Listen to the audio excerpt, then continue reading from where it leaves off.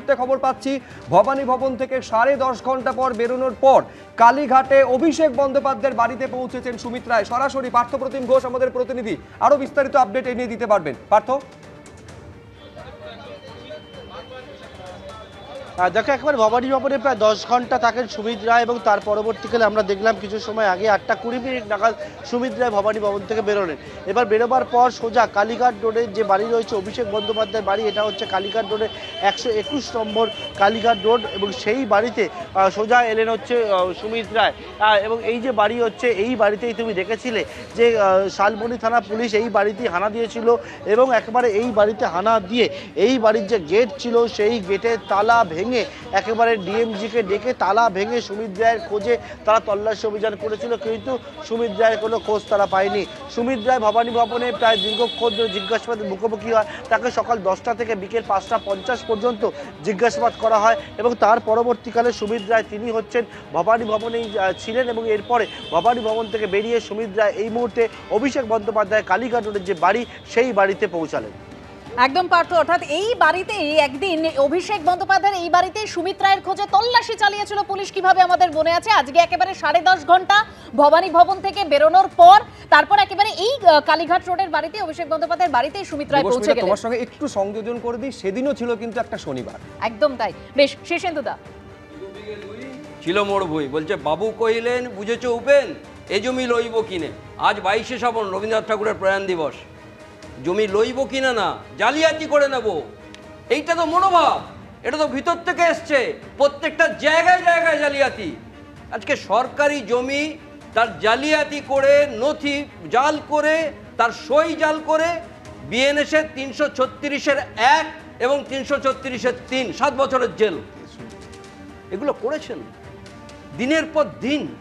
আজকে গরিব মানুষদের সেই জায়গাতে ভুল বুঝিয়ে আপনারা জমিগুলোকে প্লটে প্লটে প্লট প্লট করে বিক্রি করে দিয়েছেন। কেউ জানে না, সব জানেন। ওখানকার BLRO, block land reform officer, তিনি জানেন না সরকারি কাজ করছেন, রাজস্ব অন্য জায়গায় যাচ্ছে। সে একই জিনিস, সে রাজস্ব তো ফাঁকি। প্রত্যেকটা জায়গায় প্রতিটা সময় নিরপেক্ষ সঠিক হচ্ছে না, সেটা বোঝা যাচ্ছিল না। আজকে তোলাবাজি থেকে শুরু করে নথি জাল করে 337, আজকে যে জায়গাতে সরকারি জমি যেগুলো করা হয় সেখানেও 7 বছরের জেল। আর কতগুলো বলবে, ধারার পর ধারা। আজকে সুপ্রিম কোর্টে 10টা থেকে 6টা তাকে জিজ্ঞাসাবাদ করা যাবে, তিনি কোনো জায়গা থেকে তাকে গ্রেপ্তারি করা যাবে না কিছুদিনের জন্যে। সেই জন্যে উনি এসছেন, এই রক্ষা কবচটা নিয়ে তারপরে এসছেন। সব জানেন অভিষেক বন্দ্যোপাধ্যায়, উনি জানেন না ওনার অর্থসহায়ক কোথায় ছিলেন। মাথা ধরতে হবে, ভয় আউট, ভরসা ইন। ভরসাতে মাথা ধরতে হবে, শুধু চুনোপুটিদের দেখালে হবে না। হাইকোর্টে গেছেন, হাইকোর্টে মহামান্য বিচারপতি সৌগত ভট্টাচার্য, তার যে 4টে মামলা ছিল তার উনি বললেন যে শুনানি আমাকে আজকেই নিতে হবে। উনি বলেছেন না, শুনানি লিস্টের অনুযায়ী যেমন আছে তেমনি হবে, সেটা তো উনি খারিজ করে দিয়েছেন। এই জায়গা থেকে ভাবতে হবে যে সাধারণ মানুষের মতো যে জায়গা আসে তারা স্পেশাল কিছু নয়। আজকে হাইকোর্ট থেকে সুপ্রিম কোর্টে চলে যাচ্ছেন, করেন কি?